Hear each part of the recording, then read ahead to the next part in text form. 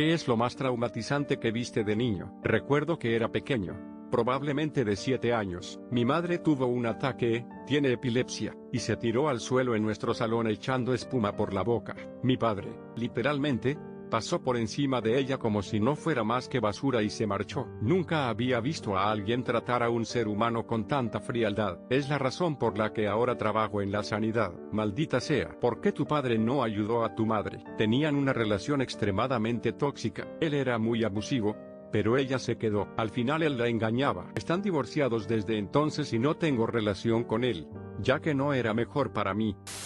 Iba caminando a la escuela por el mismo camino que una profesora y amiga de la familia. Ella estaba justo delante de mí, cuando su exnovio se acerca corriendo, le dispara en la cabeza y luego a sí mismo. Él sobrevivió, ella no lo hizo. Esto fue justo enfrente de la escuela secundaria conectada. Toda la escuela fue enviada a casa por el día, pero yo era un niño de segundo grado, 7 yo, y realmente me hizo daño.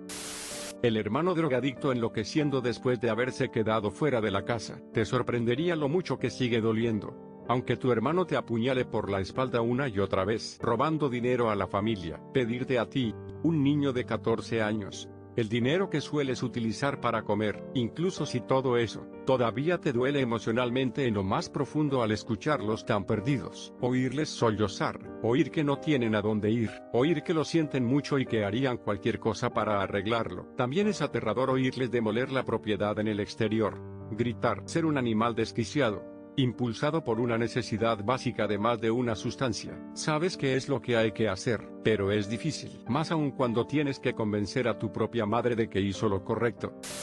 Cuando tenía 4 años y mi madre venía a recogerme a casa de mi padre, custodia dividida tras el divorcio, su nueva esposa estuvo a punto de matar a mi madre a golpes en el jardín delantero con un teléfono fijo inalámbrico, todo el tiempo, gritando en el teléfono con el 911 diciendo que ella estaba siendo atacada. Yo estaba en el Mustang de mi madre con los seguros para niños puestos. No podía salir para hacer nada, solo gritaba que por favor no mataran a mi mamá. Mi padre ni siquiera estaba allí, era médico y siempre estaba en el trabajo hasta la noche. Mi mamá terminó yendo a la cárcel por allanamiento de morada, a pesar de que su cara estaba golpeada hasta quedar morada, mientras que la nueva que pronto sería madrastra no tenía ni un rasguño. Mi padre nunca me creyó, terminó casándose con la mujer. Nunca hemos tenido una relación desde entonces.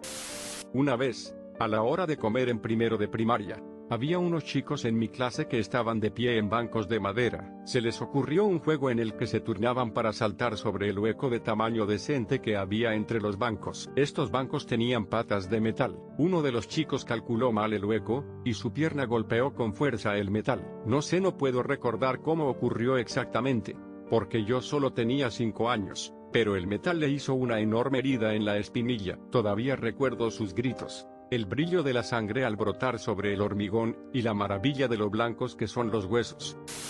Mi madre estuvo enferma durante toda mi infancia. Recuerdo que cuando era pequeño la encontré desnuda en la cama, muerta. Recuerdo que intenté despertarla, comprobé su pulso y nada. Me negué a llorar porque pensé que eso era valiente, y rebusqué en su cartera, porque pensé que necesitaría dinero para sobrevivir. Al día siguiente, cuando fui a la escuela, decidí no decírselo a nadie, porque temía su compasión. Sin embargo, mi amiga, que se había quedado a dormir aquella trágica noche, ya se lo había contado a la gente. Incluso mi matón lamentaba la situación. Tenía 13 años cuando encontré a mi mejor amiga muerta por suicidio.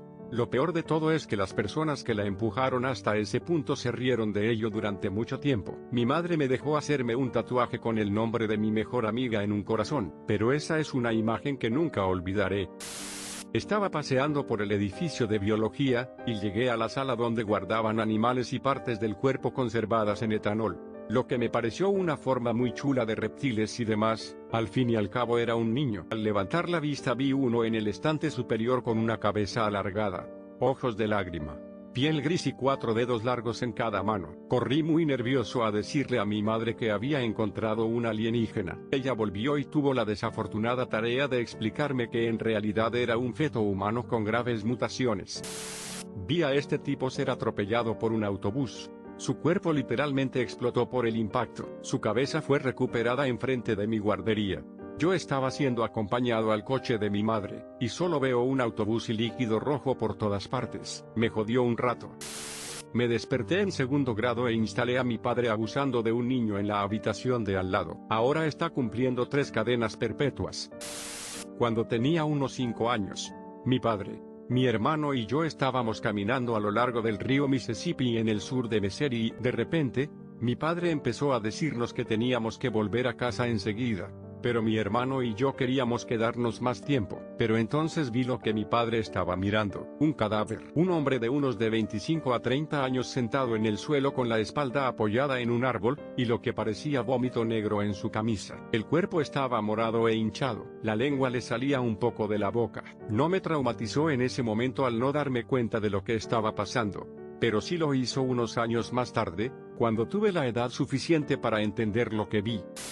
Una yegua con la que crecí, a la que cuidé hasta que recuperó la salud, a la que cuidé de los bebés y a la que amé en general, murió en invierno. No podía enterrarla ni dejarla fuera por los depredadores. Así que quemamos su cadáver. Me quedé allí tirando leña sobre su cuerpo, y vi cómo se convertían en cenizas sus crines, su pelaje y algunas capas de piel. Un par de años más tarde, la casa de mi padre se incendió con el perro dentro, y casi me vuelvo loco al imaginar que eso le ocurría a un animal vivo con el que solía convivir. El perro logró salir, se escondió en el sótano respirando entre los cojines del sofá hasta que los bomberos lo sacaron. Vi a mi abuelo disparar a su caballo favorito. Éramos una familia pobre de agricultores, así que pasaba los fines de semana ayudando a mis abuelos en la granja familiar. Un invierno estalló una tormenta de hielo, lo cual era poco común en la zona. Al amanecer oímos al caballo en apuros, y salimos para encontrar que la nieve se había congelado en una capa de hielo, y que la pobre criatura se había deslizado desde su lugar favorito en la parte superior del pasto hasta un pequeño arroyo rocoso que corría por el fondo. Fue bastante triste. La pobre criatura estaba casi congelada con una fractura compuesta en su frente justo donde se había deslizado en las piedras. Mi abuelo era un hombre duro, un veterano de la guerra de Corea y un hombre del ferrocarril. Nunca lo vi derramar una lágrima. Lloró cuando bajó a Sundance. Me dio un buen susto cuando volvimos, y la abuela me preparó un poco de coco mientras el abuelo tomaba algo mucho más fuerte de un estante superior. Había estado sobrio durante 20 años. Nadie lo culpó por una pequeña debilidad ese día.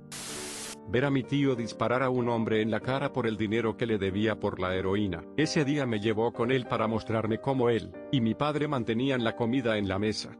Porque yo me había peleado con mi padre, y me había comportado como un mocoso malcriado. Mi padre también estaba allí y nunca olvidaré su mirada de hielo mientras le daba una palmadita en la espalda a mi tío, y le decía que había hecho un buen trabajo. Mi padre no dijo nada hasta más tarde y nunca olvidaré lo que dijo. ¿Recuerdas esa sensación que has tenido hoy? Mejora, pero nunca desaparece. Quería que tuvieras una vida mejor, pero las comodidades que te he proporcionado te han hecho débil y desagradecido. Tu madre te ha cuidado lo suficiente, y no tengo necesidad de 2 hijas. Así que a partir de mañana te toca cobrar. Luego pasó a explicar que lo que pasó ese día no fue común y la mayoría de la gente paga. Todo lo que pasó después de ese momento depende de su imaginación. Pero mi padre fue a la cárcel 12 años después por un cargo de chantaje. Espero que salga en los próximos de 2 a 3 años. Ha sido difícil ocuparse de todo y de todos en su ausencia, como por ejemplo, llevar a mi hermana a rehabilitación.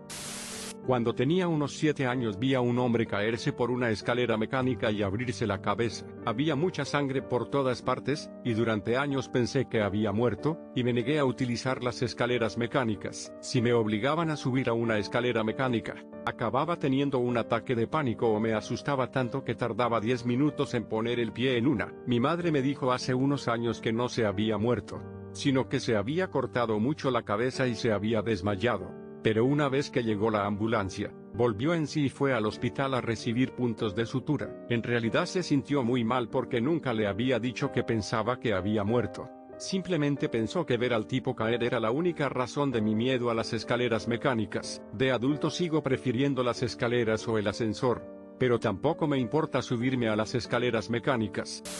Tenía 15 o 16 años y era voluntario con mi madre, ya que ella es paramédica. Fui a un tiroteo de bandas por drogas. El tipo recibió un disparo desde la parte trasera de su coche mientras se alejaba. La bala le atravesó el cuello, Tuve que tapar el orificio de entrada y salida de su cuello para que no perdiera demasiada sangre mientras un grupo de miembros de ambos bandos se peleaban por lo que estaba pasando. También me ofrecí como voluntario con mi padre, que resulta ser un oficial de búsqueda y rescate. Salí en una llamada para encontrar un cuerpo en la playa que fue mutilado por los tiburones, y los peces habían llegado a él también.